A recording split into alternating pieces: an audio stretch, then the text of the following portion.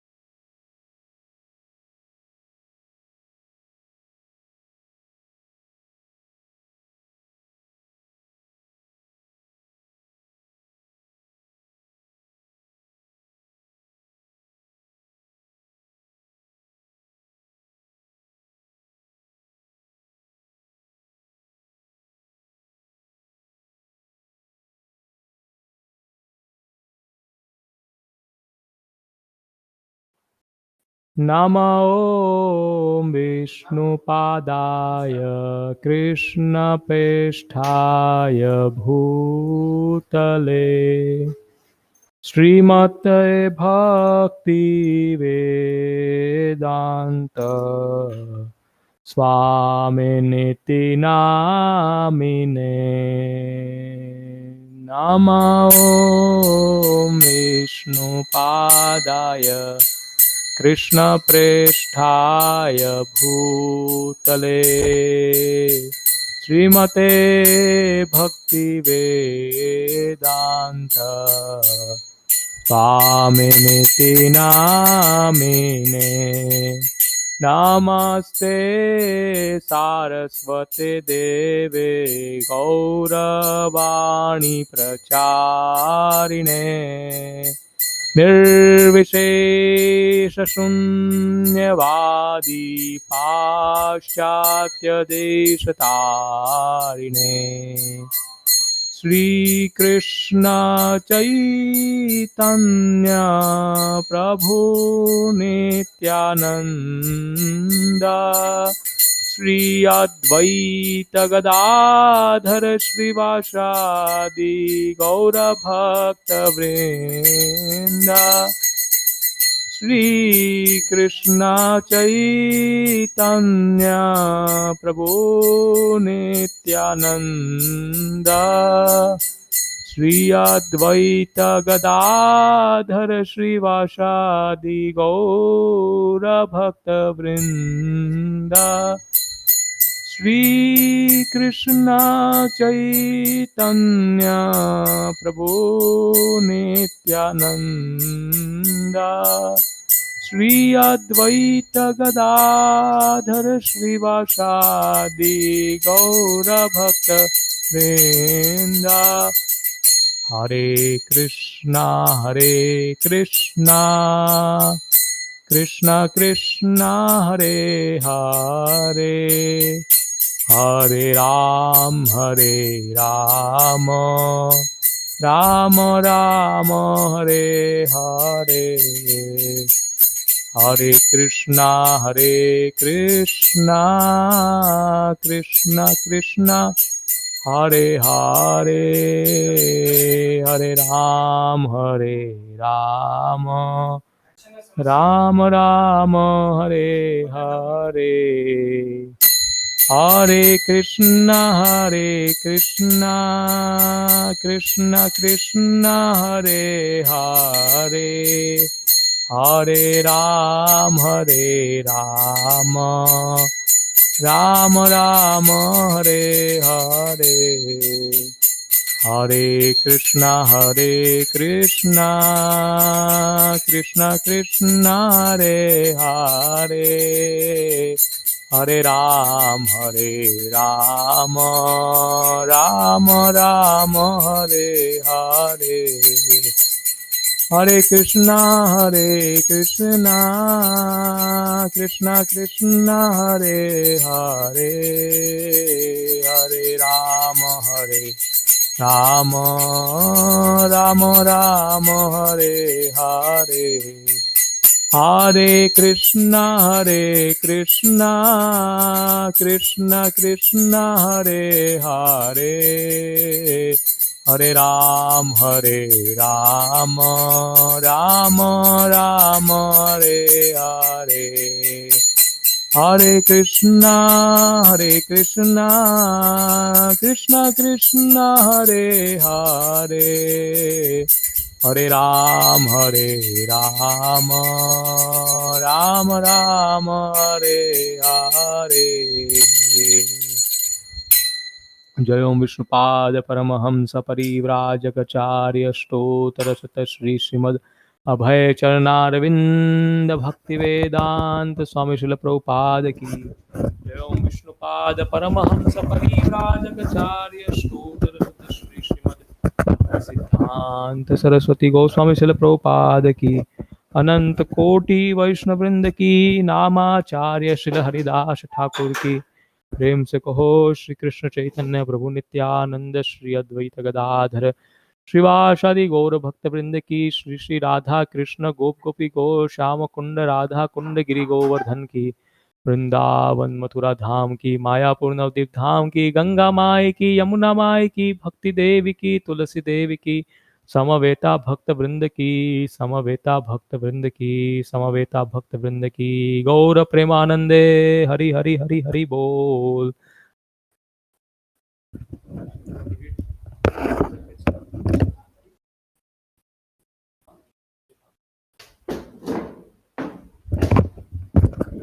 So we welcome all devotees again for this reading session of My Memories of Srila Prabhupada.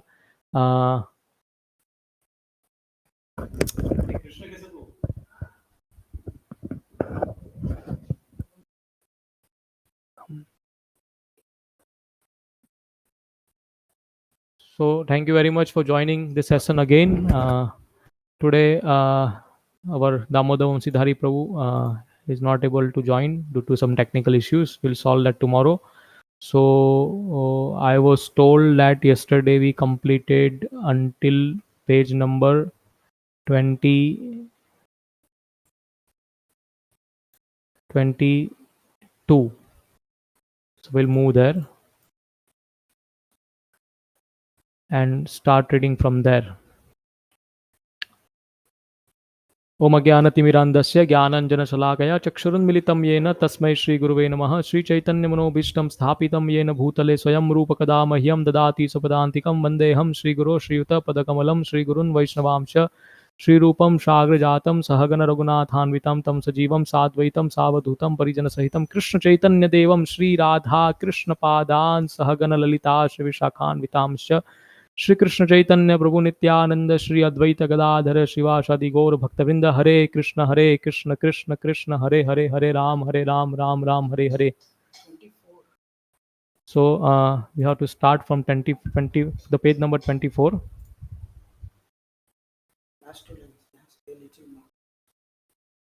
A little more than a year later, in August 1977, I went back to India with Trivikram Swami, intending to remain there permanently for preaching. Soon after arriving in Delhi, we were on a bus to Vrindavan to have a brief darshan of Srila Prabhupada before returning for service at ISKCON Delhi. Unfortunately, I have very little memory of that darshan.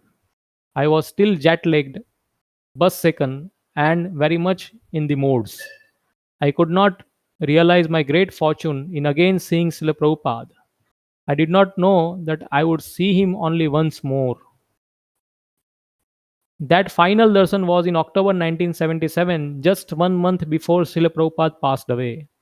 After a month in Delhi, I had joined the BBT Library Party, which was winding down its activity in India. We were in Allahabad when early one morning Yagya Prabhu, the group leader, suddenly said, "Let's go take darshan of Srila Prabhupada." We drove all day and arrived in Vrindavan in the evening. I was surprised at how easily we were allowed into Srila Prabhupada's room. It was quite full, and a subdued, sweet kirtan was going on. Yet I was saddened to see Srila Prabhupada's condition. I never expected him to look so weak and thin. Had it been anyone else, it would have been understood that the person was about to die. But despite his prolonged sickness, most of Srila Prabhupada's disciples never imagined that he would actually leave us, that he would not always be personally present to lead us. We thought his sickness to be a lila, and that he would soon recover to again give us a guide us as before.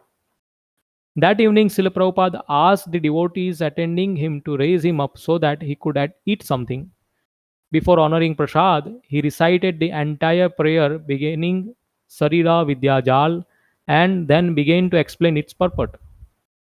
That the senses are very dangerous. Even though for years Srila Prabhupada had been preaching all over the world, he was still expounding the most basic point, control of the senses. He spoke slowly and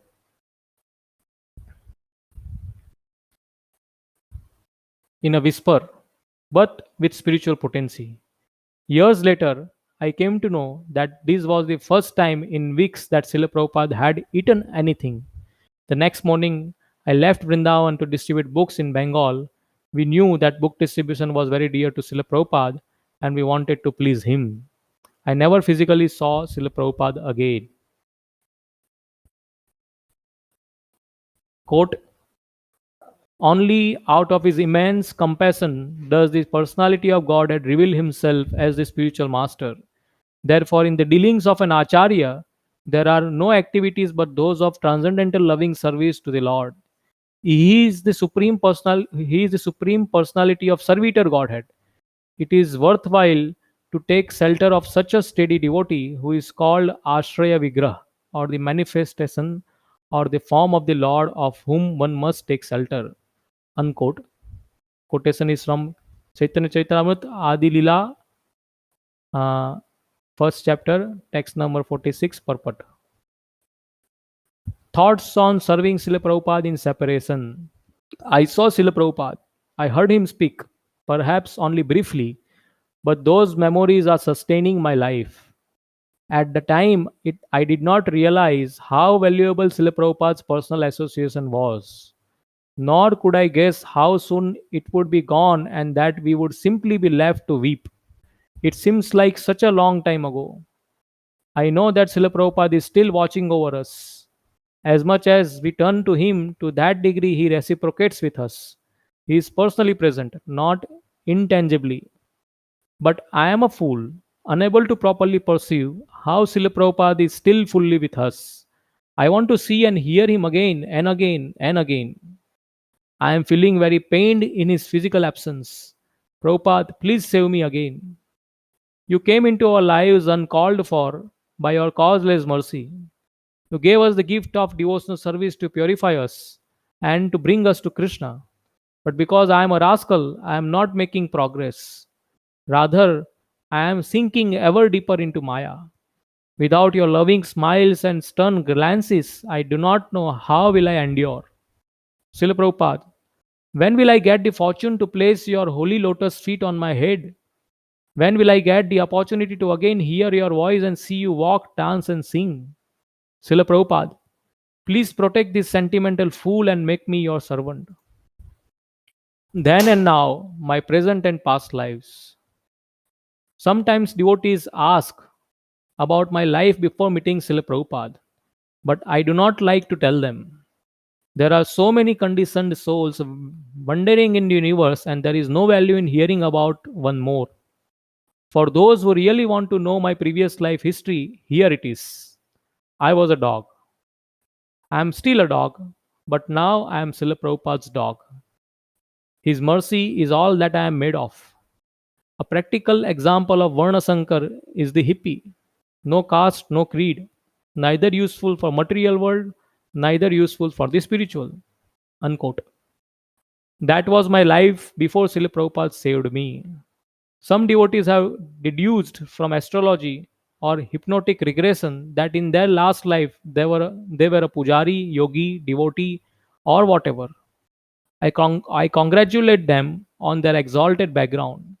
Personally, I have no knowledge of my previous life. I only know that after many, many lives of suffering and ignorance, Srila Prabhupada saved me. I was in Maya, maybe a Brahman or a Brahma or a worm in stool, but in Maya I certainly was. This is beyond doubt, as I evidenced by my still remaining deeply rooted envy and strong attachment to the objects of the senses. Now my thoughts often move in a different direction. Today I was meditating on how to convince a confused man with whom I spoke last night. My life plans are to write, preach, and engage myself and others in Krishna's service.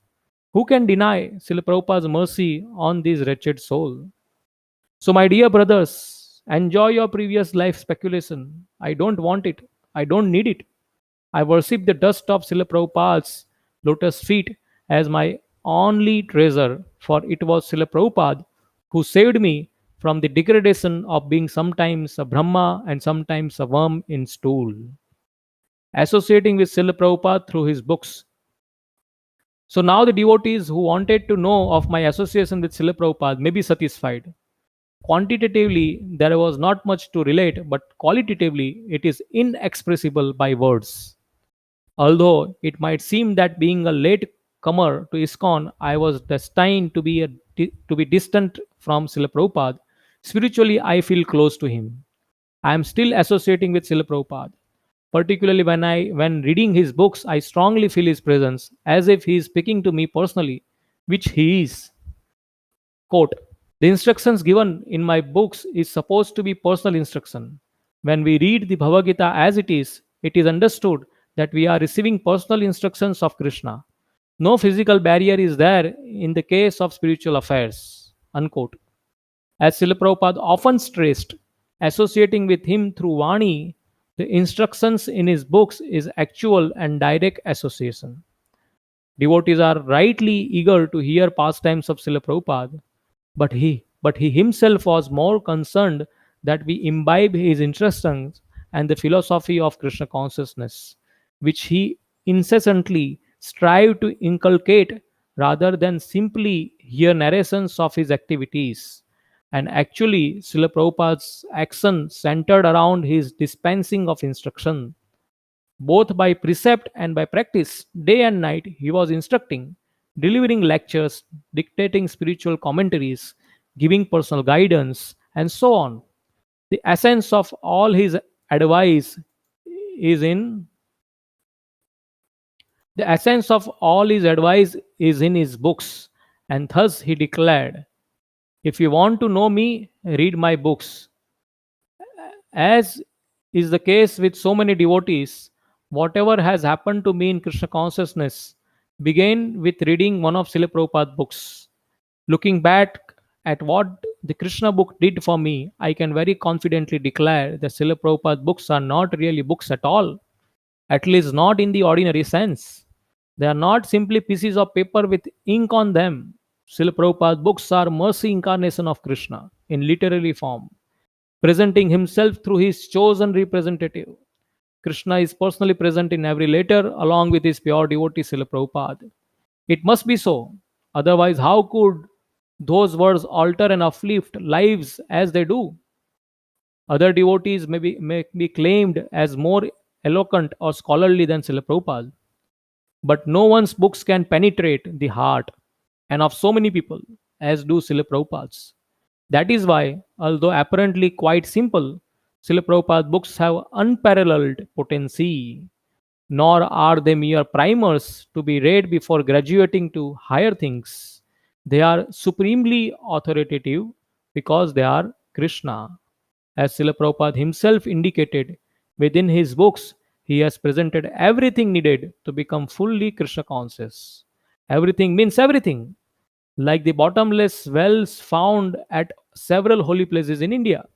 Srila Prabhupada books may seem ordinary but actually have no end. Of course, Srila Prabhupada books are masterpieces of erudition and that are recognized by scholars throughout the world. But they go far beyond ordinary academics. In every line, every word, Srila Prabhupada urges us to surrender to Krishna. Moreover, with every reading, we get fresh inspiration of the pressing need to share this knowledge with others. I bow down to Srila Prabhupada's books and worship them. I worship Srila Prabhupada who came to me in the form of his books and saved me. All glories to Srila Prabhupada, who expands himself as his books, which go to every nook and cranny of the world, searching out the lost followers like guided missiles. They pierce through thick crusts of false ego and reach the soul, who then awakens from his long slumber and wonders, "O Krishna, how have I forgotten you?" Associating with Srila Prabhupada through service. I felt very intensely Srila Prabhupada's presence in the early days of our preaching mission in Bangladesh. There were but few devotees and we were spread thin. I had to spend weeks and months without strong association. I was underground. It was underground work with constant difficulties.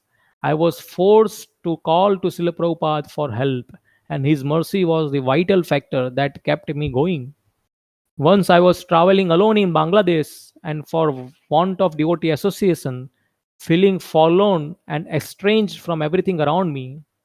Ahead was a full day's journey to the capital Dhaka on bumpy roads in a hot, noisy, crowded bus. I had just recovered from a severe fever and was still groggy and weak. People were talking loudly and smoking, and goats and chickens inside the bus added extra noise and smells. Suddenly, I thought, why am I doing this? For a short time, I was bewildered until I remembered that I was doing it for Srila Prabhupada. Then all the hardships seemed insignificant. Rather, it seemed a great privilege to have an opportunity to accept some trouble in service to Srila Prabhupada. It was definitely all worth it. Prabhupada went through so many difficulties to save us, so we should be grateful for the privilege to endure some minor difficulties for the sake of pleasing Him. Remembering Srila Prabhupada. Remembering Srila Prabhupada is not just a sentiment or fancy to be indulged in from time to time. Remembering Srila Prabhupada is the very essence of our existence. Not only when reading, but throughout the day, every day, remembrance of Srila Prabhupada continues as we serve his mission. If we are not still associating with Srila Prabhupada, then what are we living for and what are we preaching about? My relationship with Srila Prabhupada is not limited to memories of a few incidents that terminated in 1977. That relationship is not limited by time and space. It is real now and will be forever. If that were not true, then all of us might as well die now. For what would be the meaning to life without Srila Prabhupada and Krishna? Remembrance of Srila Prabhupada is not limited to anecdotes from the past. Our whole life from now unto eternity should be surcharged with meditation on Srila Prabhupada and his mission. Krishna says, "Always think of me." And we cannot think of him without thinking of Srila Prabhupada. It is Srila Prabhupada who gave us Krishna. So we are inextricably linked with him eternally. We do not want anything, not even Krishna consciousness without Srila Prabhupada. For us in ISKCON, there is no meaning to Krishna consciousness without Srila Prabhupada. We do not want anything outside of that. Coming in camera. It is up to us to choose to either remember or forget Srila Prabhupada or to confabulate him as something that he is not. Relationship with Srila Prabhupada. I am I and many others practically perceive how the relationship with spiritual master is not based on physical presence. I joined ISKCON as a young kid in 1975 when it was already a large worldwide organization. There was no question of just walking up to Srila Prabhupada and talking to him, nor even of getting an appointment to see him. We could attend lectures and darshans, but felt, and I certainly was, too insignificant to ask him a question, even in the public forum. We could not even write to him, for we were told not to disturb him with letters. We were instructed simply to serve his mission, and that would be our relationship with him. So we did, and I did not feel anything lacking in my connection to Srila Prabhupada. I worked for him and prayed to him, fully believing in his transcendental ability to accept and respond to my offerings. I might appear that he we never it might appear that we never even really met, but we did. Otherwise, how could I offer myself and all my actions to Srila Prabhupada, and how could he accept all those offerings? On the material platform, we hardly met, but we certainly did meet on the spiritual platform. Even though I saw every little of Srila Prabhupada, he effected a total change in my every aspect of life. Not only was my whole attitude and understanding of life transformed, but even my dress, food, mannerism, and the use of language. How was all of this possible with so little personal contact? The answer is that I did and still do have contact with him. If I did not, then what is the meaning of the guru disciple relationship? Service to spiritual master is never impersonal, it is always personal. The spiritual master is a person, and the disciple is a person, and the bond between them is personal. Spiritual relationships are not limited by material time and space. Some disciples of Srila Prabhupada never even saw him at all, but their intimate relationship with him continues to sustain their life in Krishna consciousness. Materialists cannot understand this. They would call it imagination, but it is not.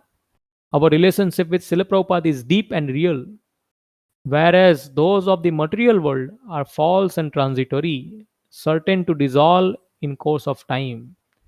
But even when Srila Prabhupada was present on this planet, relationships with him did not depend on physical proximity.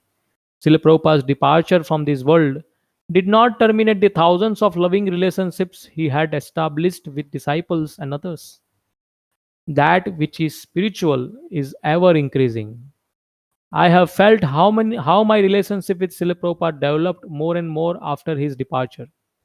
Surely this is true of all his disciples, especially those who faithfully continue to follow his instructions.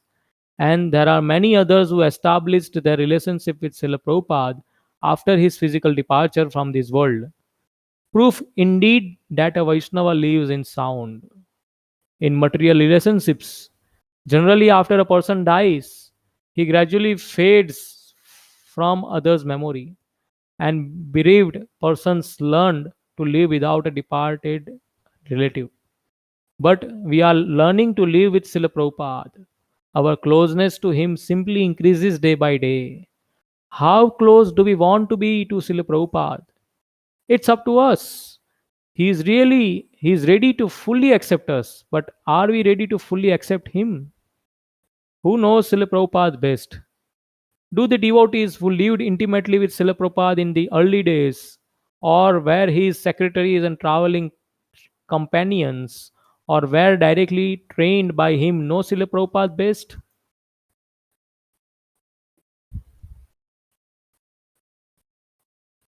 In some ways, the answer must be yes. But in more spiritual, realistic sense, they who know him best are those who have kept themselves open to his mercy by making his instructions their life.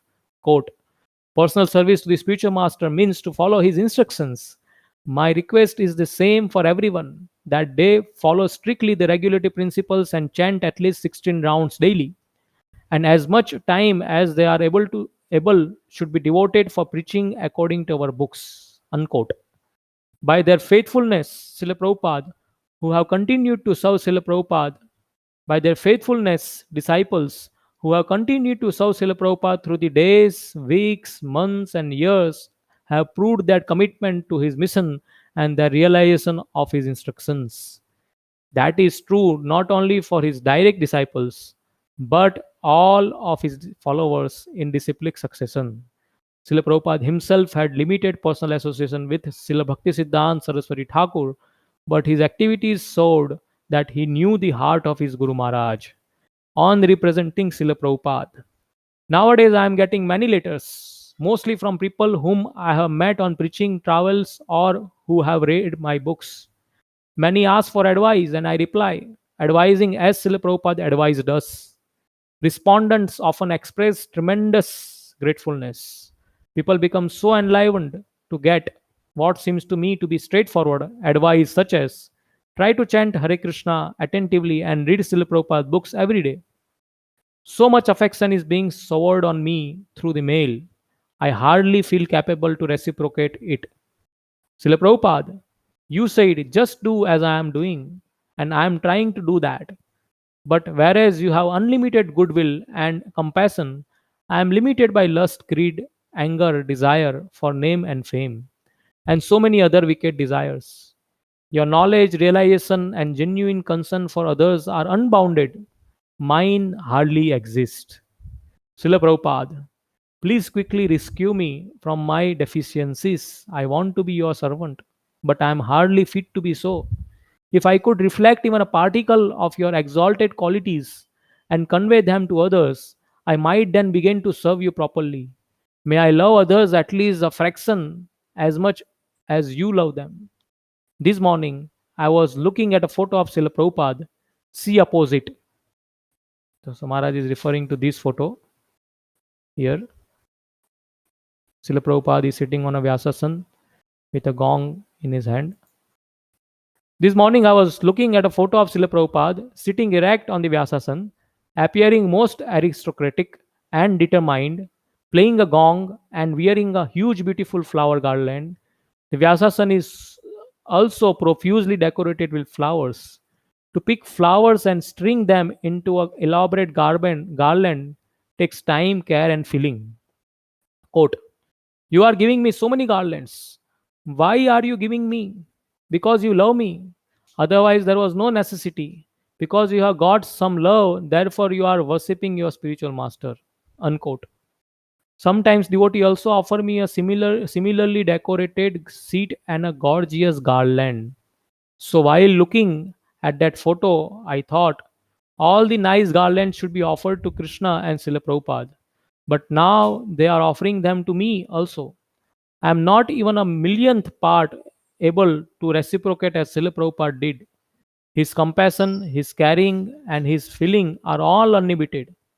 I am simply trying to follow in his footsteps, praying that his qualities may be reflected in me, at least in traces. I will neither refuse the garlands nor pretend to be as good as Srila Prabhupada. I will accept the love and affection of the devotees, offer it to Srila Prabhupada, and reciprocate with the devotees as best I can by instructing them as Srila Prabhupada instructed us. Made of His mercy, that as an ISKCON sannyasi and direct disciple of Srila Prabhupada, I am honored and respected, especially by devotees who never personally saw Srila Prabhupada, is another testimony to Srila Prabhupada's greatness. Because of the relationship that Srila Prabhupada's disciples have with him, the next generation of devotees in ISKCON accord great respect to them. Before meeting Srila Prabhupada, we were all ordinary people, destined for lower species of life. Srila Prabhupada saved us. We must never forget that we are all made of His mercy. To the extent that we remember this and go on boldly and enthusiastically propagating His mission, the Krishna consciousness movement will be successful. Conversely, to the degree that we forget through whom the potency to spread Krishna consciousness is coming, that much we will simply have to suffer due to not properly recognizing the source of our blessings. I am some kind of leader in this Krishna consciousness movement. As a sannyasi, initiating guru, and writer of strongly worded books, I have taken a stand against Maya.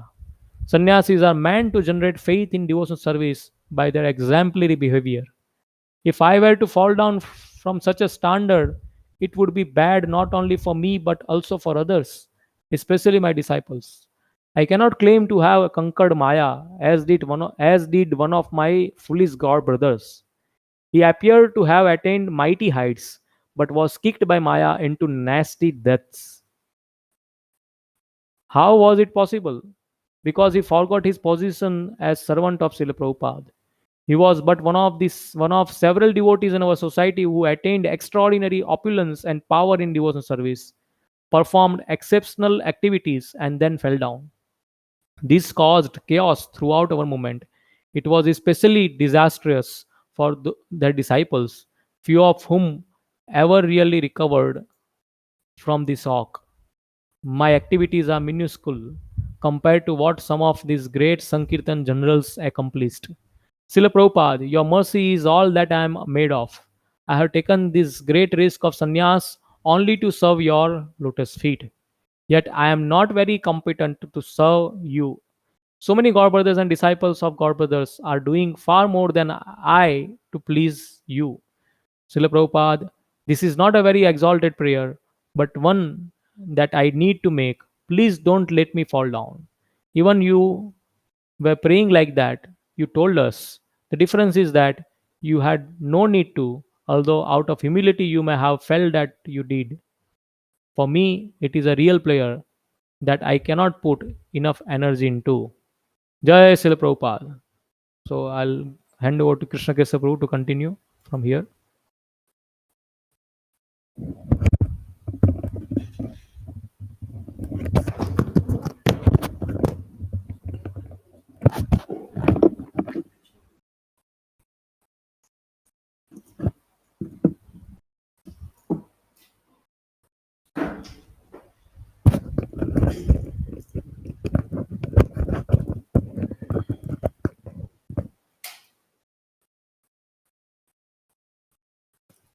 Hare Krishna. Continuing. Prabhupada knows everything. Sometimes devotees see me, a sannyasi, and ask, how have you become so spiritually advanced? Of course, I know more about my true position than they do. Simply to officially accept sannyas is no cure for the nonsense mind. But I never doubted anything Prabhupada wrote or said. I know that everything given by Srila Prabhupada is right. Prabhupada knows Krishna and therefore knows everything. If anyone thinks that Srila Prabhupada ever made any fundamental mistake, then that person has committed the gravest mistake. Over the years, occasionally doubts have momentarily presented themselves while I read Prabhupada's books. But to kill such demonic doubts, I immediately call on Prabhupada's logic. You have to believe someone. So then I ask myself, do you believe Prabhupada and Acharyas or the demons who are enemies of God? And that is the end of the doubt. Srila Prabhupada is correct.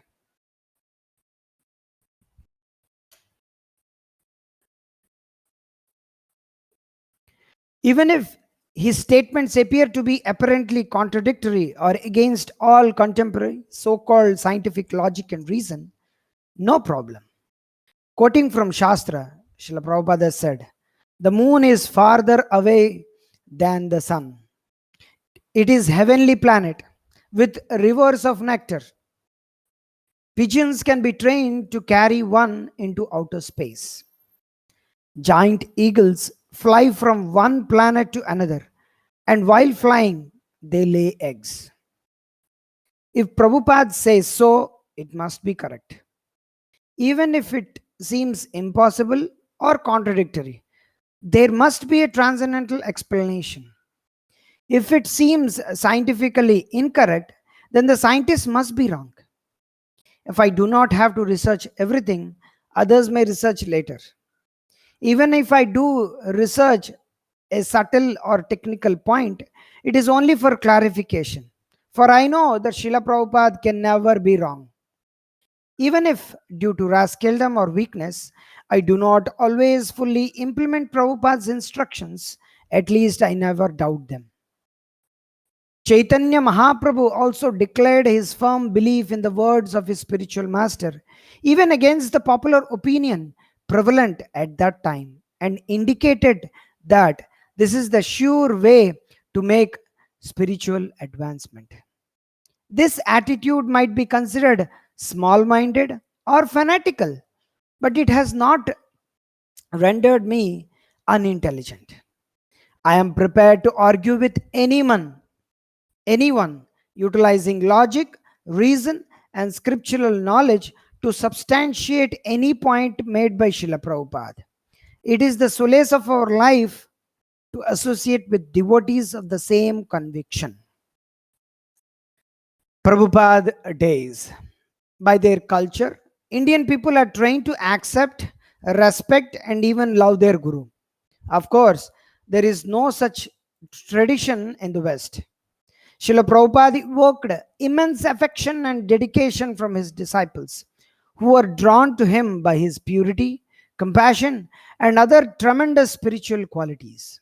East and West, outsiders were astonished by the Guru Bhakti of Prabhupada's followers. That effusive love startled airport goers as it burst out in an unrestrained overflow of weeping, leaping, thundering drums and karatals, flower showers, and roaring of Jai Srila Prabhupada, Jai Prabhupada, Jai Prabhupada. The devotees were so anxious to see their beloved Prabhupada that they were hardly aware that others existed, let alone be concerned about what others thought. That weeping was real.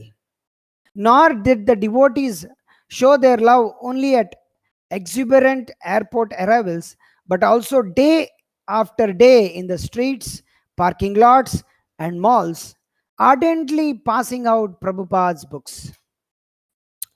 Srila Prabhupada brought waves of spiritual ecstasy. When he was personally present, the movement had a very special atmosphere. Walking off the street into the temple was like directly entering the spiritual world. Devotees were so innocent, almost naive to it may seem, but they had firm faith in Srila Prabhupada and Krishna, and their faces shone. Everything was nectar, ecstasy, bliss. Really. Sure, they were also fall downs, jockeying for top positions, and so on, but still the atmosphere was joyful and confident. Simply wonderful. Everything's okay because Srila Prabhupada is here. As Satsarup Maharaj reminisced, what bliss, luxury to count on seeing Prabhupada at least a few times a year. We call that serving in separation. Nowadays, there is no such hope of catching up with Prabhupada in Atlanta or at least seeing him once a year in India. We did not know how much we had until we lost it. What we have now is also very deep and wonderful and can be filled with Prabhupada consciousness. The devotees at Mayapur festival would hang on Prabhupada's every word and discuss them and desire to carry them out. There were inevitable clashes of false ego and power politics among the leaders who sought to be prominent. Although Prabhupada said that was material. But with an astounding ability to manage us all, Prabhupada extracted service from each person and knew us together as a more or less harmonious camp. Everything was for Krishna and for spreading Krishna consciousness to the world. For our vision, we looked to Srila Prabhupada. We all acknowledged that we could not see, but we had full faith that he could see. He was compassionate for the suffering of the world. He could defeat the nonsense. No one could defeat him. He walked beside him on the morning walks like little children, and yet like soldiers ready to fight the enemy of his word. Srila Prabhupada's fighting spirit. Srila Prabhupada was a fighter. Throughout his life, he struggled against the indifference of his wife and children. Just to board the Jaladuta, he had to overcome more indifference plus disbelief and governmental red tape. He landed in America, a lone fighter, armed with sword of knowledge. After taking stock of battle ahead, he proceeded to hack away at the worldliness that epitomized America. He was against modern slaughterhouse education and the grossly materialistic build and break society. Yet, although much of what he said appealed to the non-conformist, anti-establishment hippie outlook, Srila Prabhupada also did not compromise with the non-committal, whimsical attitude typical of hippies. He saw through their motivated cries for peace, their pleas to end the Vietnam War so that they could continue peacefully enjoying sense gratification. He was against free sex, contraception, abortion, feminism, homosexuality, and even heterosexuality not meant for producing Krishna conscious children. Laziness, uncleanliness, and vague so called spirituality were also kicked out by Srila Prabhupada. Srila Prabhupada decried cheating swamis and bogus incarnations of God. He decried karma, jnana, yoga, demigod worship, and smartism, mayavad, sahajism, mixed devotion, and the bodily concept of life. He was against rising later than 4 o'clock in the morning, and indeed anything less than pure devotional service to Krishna. He berated the United Nations when no one else dreamed to do so. He exposed those who claimed to be gentlemen simply by wearing a suit and tie. He spoke against meat eating, communism, complacency, the mechanized consumer society, modern city life, cruelty to trees, and the false theory of overpopulation. Srila Prabhupada dispelled the illusion that anyone can be happy by any means except pure devotional service to Krishna. He was for Krishna only and against anything conceived without relation to Krishna. Srila Prabhupada's risks and difficulties. When we say that a preacher takes risks, it does not mean only physical risks. He also risks his reputation and his own spiritual standing. For instance, to award Diksha, especially to less qualified candidates, is a risk, for the fall down of a disciple may be construed as a blot on the Guru. Srila Prabhupada took tremendous risks. He initiated not a few, but several thousand disciples from undisciplined, uncultured backgrounds. He gave sannyas to unlikely candidates, young men fresh from irresponsible, hedonistic, hippie life, fledgling devotees who knew little Sanskrit beyond the few shlokas they could mispronounce. Srila Prabhupada established the worship of Sri Radha Krishna by Malechas, although he could not be sure how the deities would be treated in the future. Even though many failed to live up to Srila Prabhupada's hopes, there is no question of blaming Srila Prabhupada, for he did it all without the slightest motive of personal gain or aggrandizement. He declared that his misdeed was to accept nonsense disciples. He also wrote, "The spiritual master accepts the sinful activities of his disciples from the first initiation. I may give initiation very easily, but what can I do? I am prepared to go to hell for the service of Lord Chaitanya." We should not take lightly the risks of Srila Prabhupada accepted for our sake.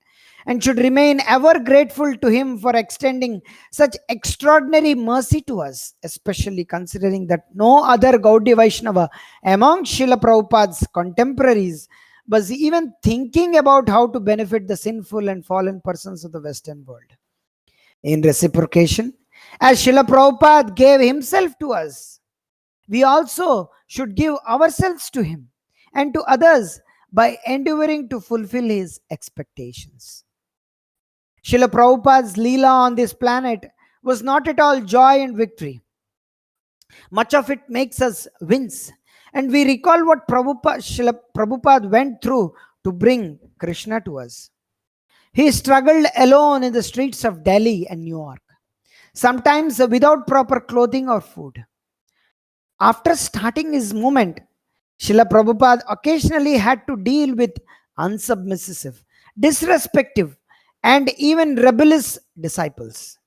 A few disciples even tried to dominate Prabhupada or argued with or openly defied him. We do not like to hear of, or mention these things. But seen in retrospect, they teach us how an ideal acharya responds to highly distasteful behavior. We also gain insight into a particular risk that a preacher and spiritual master takes, that disciples may behave obnoxiously towards their guru. We see how Prabhupada was not afraid to get his hands dirty, confront any obstacle, or take any risk in his ongoing challenge against Maya. All glories to you, our dearly beloved Srila Prabhupada. You saved us by force, despite our contrary natures. Following in your footsteps, your true followers cannot neglect the unpleasant realities that must be faced to further your mission. Srila Prabhupada's influence. Just see the influence of Srila Prabhupada. Lying on his bed in Vrindavan at the final stage of his life, he was hardly able to move, eat, or speak. Yet, without even doing anything or going anywhere, he was inspiring his disciples around the world to distribute his books in unprecedented numbers. His going to London in that condition was another incredible pastime that clearly sets Srila Prabhupada apart from the rest. There, his disciples danced with full energy before their almost completely immobile spiritual master.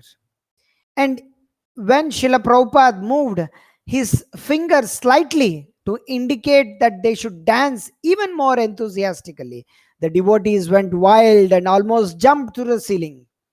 Srila Prabhupada's influence came not from mind control, bribery, or force, but was born of deep and powerful love. Had Srila Prabhupada just stayed just a little longer, during Srila Prabhupada's manifest presence, the Krishna consciousness movement grew tremendously. It resembled an unstoppable steamroller crushing Kali Yuga, an enormous expanding power that we expected would very soon engulf the world. While Srila Prabhupada was with us, we expected the most amazing things to happen. Srila Prabhupada was a conqueror for Krishna.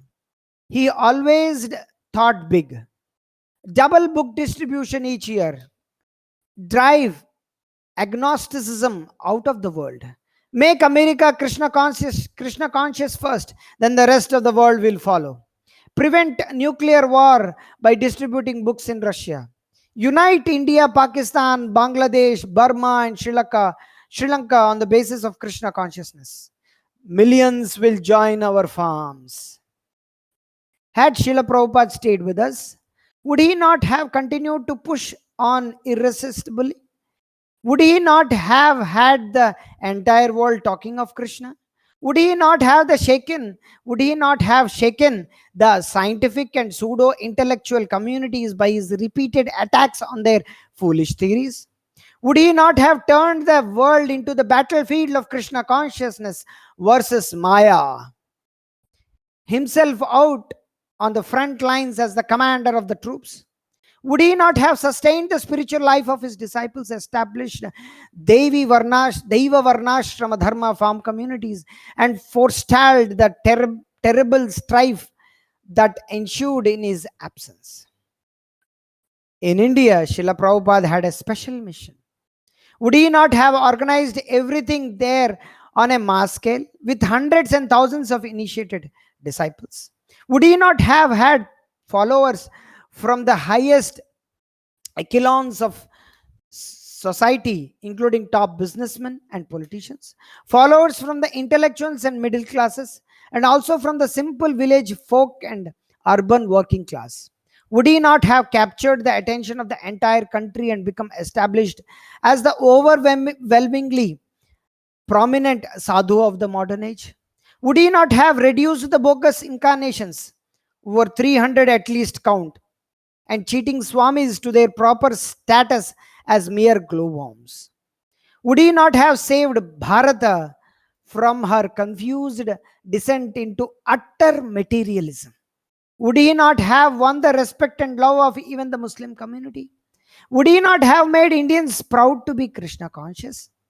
Would he not have driven out gross sinful activities, revived the original Vedic culture, and established India as the world's first spiritual superpower?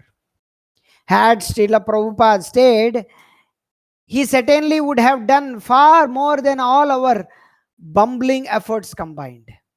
Why then did he leave so early? The answer is not easy to fathom. Maybe he wanted us to maybe he wanted us to become responsible, to do the Father's work without forever remaining dependent children. Quite likely, he felt the urgent need to establish Krishna consciousness in another part of this universe or in another universe. As Srila Prabhupada said of his own Guru Maharaj, Bhakti Siddhanta Saraswati Thakur, our spiritual master, came in this world to execute the mission of Chaitanya Mahaprabhu. So he executed it, and when it required, he left this place and went to another place to do the same business. Ultimately, only Krishna and Srila Prabhupada know why he left us when he did. Whatever the reason may be, Srila Prabhupada has now gone away. He gave us a taste for Krishna consciousness, showed us what to do, instructed us how to eternally associate with the spiritual master through service, and then moved on. One day, all of us will have to fly our own plane. On Srila Prabhupada's spiritual revolution, every devotee has his own relationship with and vision of Srila Prabhupada. Some conceive him as their father, others as their best friend, and yet others approach him in great awe and reverence as their worshipable master. Many devotees related to Prabhupada as a transcendental general, the leader of the troops. Personally, I like to meditate on Srila Prabhupada as the revolutionary. Like many of my generation, from an early age, I knew there was something intrinsically wrong about the modern world. I felt this modern civilization and all it represents is totally bogus and nasty and needs to be turned upside down. That is, putting it the right way up. A complete revamping from ISKCON from top to bottom. All the so-called great thinkers who had tried to solve the world's problems have failed. Srila Prabhupada was the first true revolutionary. Trashing all mundane ideas, he went to the root of all the problems. He advocated total change, a change of consciousness. Don't try to be an exploiter. Recognize your position as a servant, not master. Srila Prabhupada caught our mood, not with gimmicks, but from the platform of realization. He could not tolerate seeing all humanity wasting their lives, preparing to go to hell instead of to Krishna. He blasted everything: the United Nations, slaughterhouse schools, rock and roll, automobile, whoosh, whoosh. According to Prabhupada, even Ravi Shankar's sitar ragas were sense gratification. For Krishna's sake, Srila Prabhupada was ready to take on a world full of demons. As Krishna's humble servant, he was always confident of Krishna's support. He fearlessly targeted the world's leaders as the main culprits, the thought criminals who are misdirecting the world. But Srila Prabhupada was nothing like the loud mouthed rebels who want to demolish the status quo simply to establish another variety of illusion. Srila Prabhupada brought the real revolution. Revolution means complete turn around. Srila Prabhupada brought us from the mundane to Krishna. Not only did he point out the failings of the modern society, but he gave us substantive reality, Krishna, the Supreme Personality of Godhead, as the actual alternative.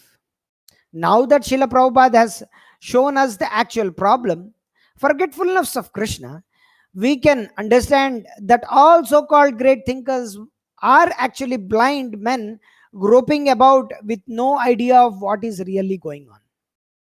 Yet Srila Prabhupada was not merely an armchair critic. He was not content simply to criticize, but wanted to make a practical and valuable contribution to human society. Of course, a reformer must also be a critic. For how can he affect improvement without false pointing?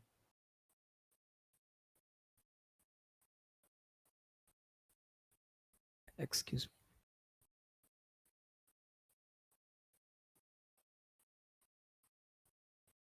Yet Srila Prabhupada was not merely an armchair critic. He was not content simply to criticize, but wanted to make a practical and valuable contribution to human society. Of course, a reformer must also be a critic.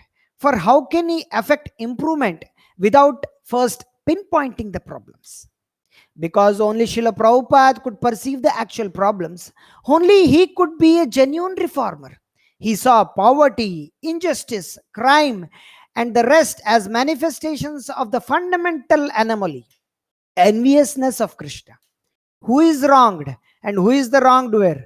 Who is the criminal and who is the victim? All are criminals. All need reforming, he taught us. Therefore, Srila Prabhupada did not waste his time making useless niceties such as hospitals to make people fit for sense gratification or schools for training in sense gratification. He gave the blueprint for an alternative society with Krishna at the center. He started farm communities for simple living and high thinking, depending on the land, the cows, and Krishna.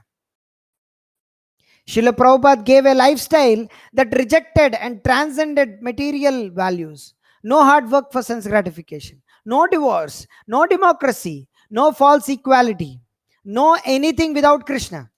He wanted society organized into varnas and ashramas, with ideal peaceful brahmanas giving direction to powerful pious kings. He wanted women to be chaste, shy, and submissive to their husbands. No feminism, just happy women. He wanted cow protection. He wanted all of this in the world today.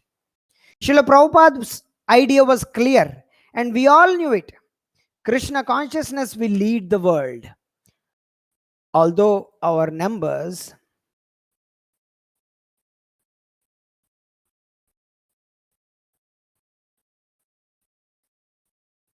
it's taking time to load. Hare Krishna.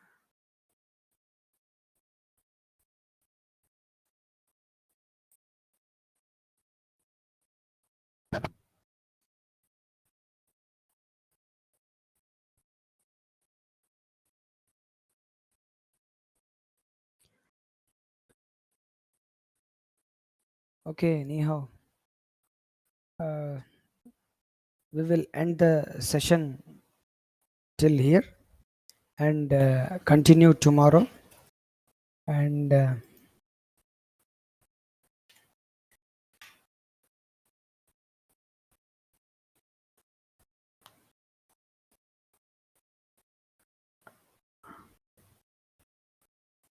one second.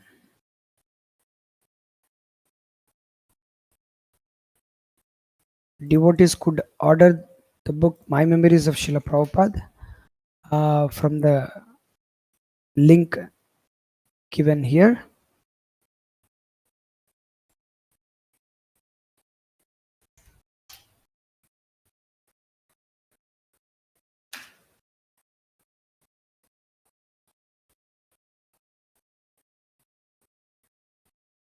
I will complete the sentence and then we will stop at one point of time.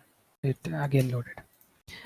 Srila Prabhupada's idea was clear and we all knew it. Krishna consciousness will lead the world. Although our numbers were tiny and we have seemed like just another frivolous cult, we were surcharged with Prabhupada's confidence and experienced the power of Krishna in ISKCON. We were dynamic and buoyant, at least till 1977.